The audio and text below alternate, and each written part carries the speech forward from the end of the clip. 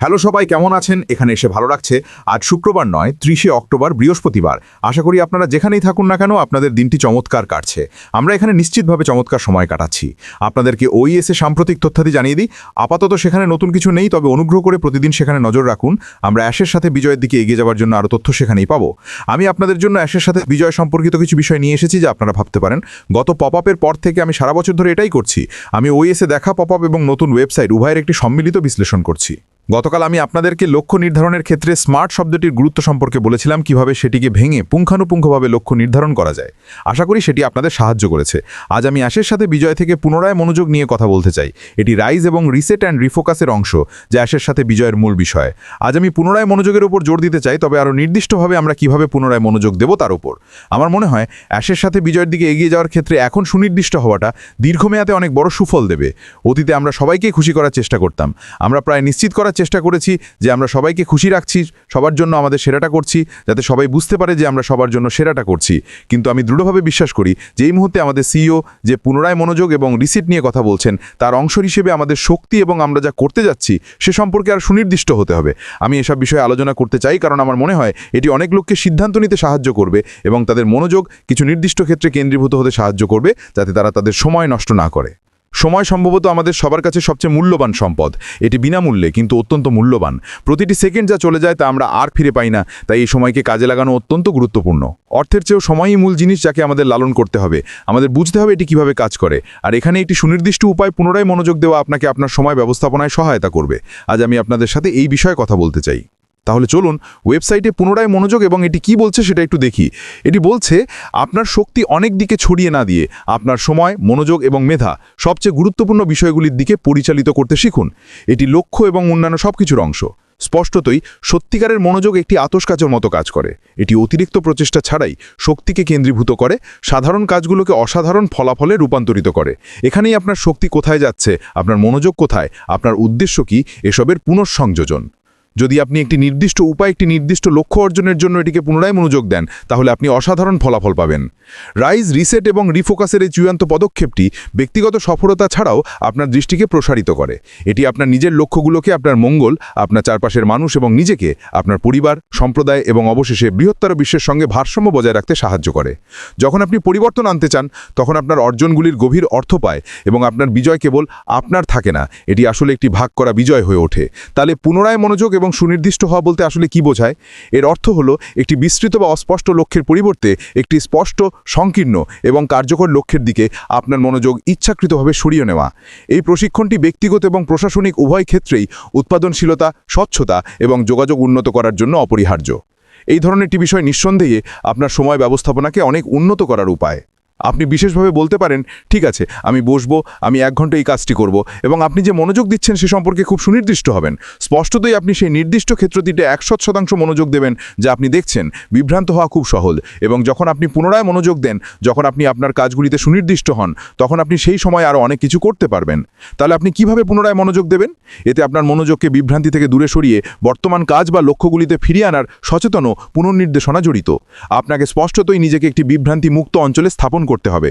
যদি আপনি ফোন এবং বিজ্ঞাপন দ্বারা বিভ্রান্ত হন, তাহলে সেই সমস্ত ট্যাব, সেই সমস্ত ব্রাউজারগুলি বন্ধ করুন, আপনার ফোন সাইলেন্ট করুন এবং একটি সুসংগঠিত কর্মক্ষেত্র রাখুন, যেখানে আপনার একটি কাজ হাতে থাকবে যা আপনি খুব সুনির্দিষ্টভাবে কাজ করতে এবং মনোযোগী হতে পারবেন। এবং বড় কাজগুলিকে ছোট ছোট কাজে ভেঙে ফেলুন।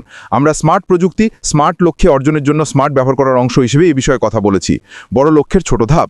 যদি আপনি এটি করেন, তাহলে আপনি স্বাভাবিকভাবেই ট্র্যাকে থাকবেন, কারণ আপনি সেই ছোট লক্ষ্যগুলির দিকে যাওয়ার পথগুলিকে পরিচালনা করতে পারবেন এবং এটি আপনাকে অভিভূত অনুভব করা এবং বিভিন্ন দিকে বিচ্যুত হওয়া থেকে বিরত রাখবে। এবং কাজের সময় অন্তর ব্যবহার করুন। ঠিক আছে, মনোযোগী হওয়া, যা করছেন সে সম্পর্কে সুনির্দিষ্ট হওয়া খুব ভালো, কিন্তু আপনি এটি একটি নির্দিষ্ট সময় পর্যন্ত ধরে রাখতে পারবেন, তার আগে জিনিসগুলো একটু অপ্রতিরোধ্য হতে শুরু করবে।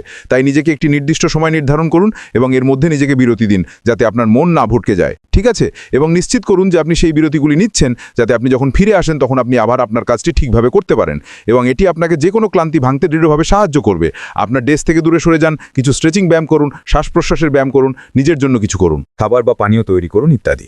এছাড়াও আপনি এই কাজগুলোর মধ্যে কিভাবে সুনির্দিষ্ট হবেন? আপনাকে সেই লক্ষ্যগুলির প্রতি এবং আপনার যে যোগাযোগ থাকবে তার প্রতি স্পষ্ট ও সংক্ষিপ্ত ভাষা ব্যবহার করতে হবে। অস্পষ্টতা দূর করুন এবং এটি আপনাকে অন্যদের বুঝতে সাহায্য করে যে আপনি যদি অন্য লোকেদের সাথে কাজ করেন তবে ঠিক কী প্রয়োজন। আমরা স্মার্ট নিয়ে কথা বলেছি। লক্ষ্যগুলি নির্দিষ্ট, পরিমাপযোগ্য, অর্জনযোগ্য, প্রাসঙ্গিক, সময় নির্ধারিত উপাদান। তবে সুনির্দিষ্ট হবার সাথে আরও অনেক কিছু জড়িত এবং তা হল যোগাযোগ। স্পষ্টতই আপনাকে আপনার যোগাযোগ এমনভাবে তৈরি করতে হবে যাতে এটি ব্যক্তিগত হয় এবং জাগন এবং প্রযুক্তিগত ভাষা ছাড়াই বিশেষভাবে কথা বলা যায় যা অন্য লোকেরা বুঝতে পারে না। যদি আপনি অন্য লোকেদের সাথে কাজ করেন তবে তাদের জড়িত থাকা নির্দিষ্ট কাজগুলি বুঝতে হবে। তাড়াতাড়ি মূল বিষয়ে আসুন। সময় অপরিহার্য। তথ্য দেওয়ার সময় চারপাশে ঘুরিয়ে কথা বলার কোনো মানে নেই।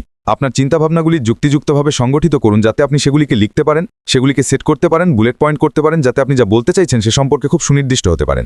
আপনি যে সময়সীমার মধ্যে কি অর্জন হতে চাইছেন তার সুনির্দিষ্ট বাস্তবিক বিবরণ দিন এবং সেই সময়সীমার মধ্যে আপনি কোথায় থাকতে চান তার অনুমান দিন।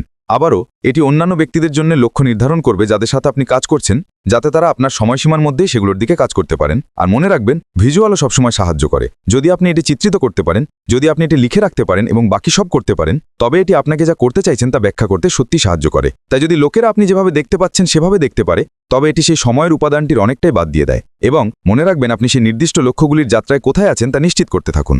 আপনি যখন কোনো বিষয়ে নতুন করে মনোযোগ দিচ্ছেন তখন আপনি সাধারণত ভিন্ন মানসিকতা নিয়ে ফিরে আসেন। এখানেই আশের সাথে বিজয় আমাদের নিয়ে যাচ্ছে।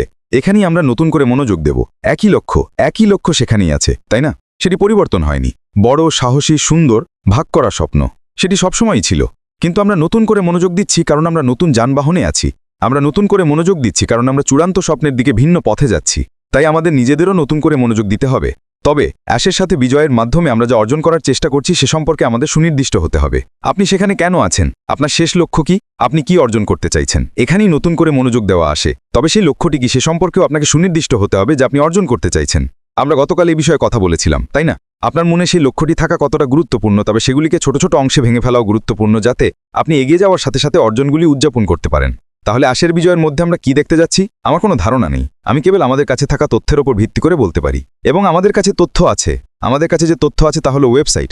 অ্যাশের বিজয় ওয়েবসাইটে শুধু রাইজ, রিসেট, রিফোকাসই নয়, এটি প্রশিক্ষণের মধ্যে কি দেখতে হবে এবং অ্যাশের বিজয় সুবিধা সম্পর্কেও অনেক তথ্য দিয়েছে যা আমরা প্রথম 30 থেকে 90 দিনের মধ্যে আশা করি। এই তথ্যটি পরম সোনা। এটি আপনাদের সবাইকে অ্যাশের বিজয়ের মধ্যে আমরা কি দেখতে পাবো সে সম্পর্কে খুব ভালো ধারণা দেবে। অ্যাশ ইতিমধ্যে বলেছেন যে আমরা যখন অ্যাশের বিজয় প্রবেশ করব তখন এটি কিছুটা ফাঁকা ক্যানভাসের মতো হবে। কেন? এবং এটি নকশা দ্বারাই করা হয়েছে। কেন?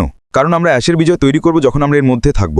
তাদের সব কৌশল ছবি তাদের সামনে সাজানো আছে। তারা জানে সবকিছু কিভাবে আসবে। এটি খালি যাতে অ্যাশের বিজয় যখন তথ্য আসে যেভাবেই দেখানো হোক না কেন, ট্যাব, পোর্টাল বা যা কিছুই থাকুক না কেন, প্রতিটি মানে আমরা সেগুলিকে বিস্তারিতভাবে দেখতে পারি, আমরা সেগুলি বুঝতে পারি, আমরা সেগুলি মুখস্থ করতে পারি, আমরা সেগুলি নোট নিতে পারি। কারণ এটি অন্যান্য জিনিস দিয়ে অতিরিক্ত বোঝাই নয়। আমরা অ্যাশের বিজয়ে আসা প্রতিটি একক জিনিসের উপর মনোযোগ দিচ্ছি, তাই আমরা সেটিকে ঠিক যে মনোযোগের যোগ্য তাই দিচ্ছি। বিভ্রান্ত না হয়ে এখানে ক্লিক করা বা সেখানে ক্লিক করা থেকে বিরত থাকছি। অতিরিক্ত তথ্য না পেয়ে এটি অ্যাশের বিজয় স্ট্র্যাটেজিক পরিকল্পনার অংশ। অ্যাশের বিজয় যেমন বেড়ে উঠবে আমরাও তেমন বাড়ব। অ্যাশ যে দ্বিমুখী রাস্তার কথা বলছিলেন তা দেখুন কিভাবে এটি বিকশিত হয়, কিভাবে আমরা বিকশিত হই, কিভাবে আমরা আরও জ্ঞানী হই। ওয়েবসাইট কিভাবে আরও জ্ঞানী হয়? কারণ সেখানে থাকা তথ্যের পরিমাণ। এবং এটি স্পষ্টই 30 থেকে 90 দিন ধরে চলে, যতক্ষণ না আমরা অ্যাশের বিজয় থেকে বেরিয়ে আসি আর পরবর্তীতে আমাদের কাছে যে নতুন ব্যবসাটি উপলব্ধ হবে তার দিকে এগিয়ে যাই। পুনরায় মনোযোগ দেওয়া এটি আপনাকে উদ্দীপিত করবে। এটিও বুঝতে পারা গুরুত্বপূর্ণ। এটি রিয়েলি আপনাকে একটা বিশাল উৎসাহ দেবে। আমাদের অনেকেই দীর্ঘ সময় ধরে এই যাত্রায় ছিলাম, আর আমি গত 1-2 বছরে যা ঘটেছে বা ঘটছে তাকে আমি আমার বিশ্রামকাল হিসেবে দেখছি। এটি আমার বিরতি। এটি আমাকে সবকিছু পর্যালোচনা করার সুযোগ দিয়েছে। আমি কাজ শুরু করার জন্য অস্থির হয়ে আছি। অ্যাশের বিজয় এবং তারপরেও এগিয়ে যাওয়ার জন্য আমি নতুন উদ্দীপিত হয়ে আছি। আপনাদেরও সেই নতুন মনোযোগ দেওয়ার ইচ্ছা এবং আকাঙ্ক্ষা থাকা উচিত। আমি আপনাদের এই মুহূর্তে নিশ্চিত করতে পারি যে এটি সবার জন্য নয়। অ্যাশের বিজয়ে সবাই খুশি হবে না। এমন মানুষ থাকবে যারা খুশি হবে না, কিন্তু সেটি তাদের ব্যাপার। এটি আমার ব্যাপার নয়। আমি কি চাই তা আমি জানি এবং আপনাদেরও নিজেদের সিদ্ধান্ত নিতে হবে যে আপনারা কি চান। অন্য কাউকে আপনাদের স্বপ্ন কেড়ে নিতে দেবেন না। আপনার স্বপ্ন ঠিক যা আপনার স্বপ্ন, এটি আপনার লক্ষ্য, এটি আপনিই চান। আপনাকে অন্য কাউকে খুশি করতে হবে না। শুধুমাত্র একজন ব্যক্তিকে আপনাকে খুশি করতে হবে এবং সেটি হচ্ছেন আপনি নিজে। এবং আপনি যা করছেন তাতে যদি আপনি খুশি থাকেন, যদি আপনি এগিয়ে যেতে খুশি থাকেন, যদি আপনি শিখতে খুশি থাকেন, যদি আপনি জ্ঞান অর্জন করতে খুশি থাকেন, যদি আপনি সফল হতে খুশি থাকেন, তাহলে অন্য কাউকে আপনাকে অন্যতা বলতে দেবেন না। এটি আপনার গল্প। এটি অন্য কারোর গল্প নয়। এটি আপনার এবং আপনি সেই গল্পের গল্পকার। আপনার জন্য অন্য কেউ এটি লিখছেন না। আপনি আপনার নিজের বইয়ের লেখক। তাই সুনিশ্চিত করুন যে আপনি একটি চমৎকার বই লিখছেন এবং এর পাঠ হলো আপনি কি চান, কিভাবে আপনি তা অর্জন করবেন এবং যেখানে যেতে চান সেখানে পৌঁছানোর জন্য আপনি আসলে কি করবেন সেই দিকে পুনরায় মনোযোগ দেওয়া।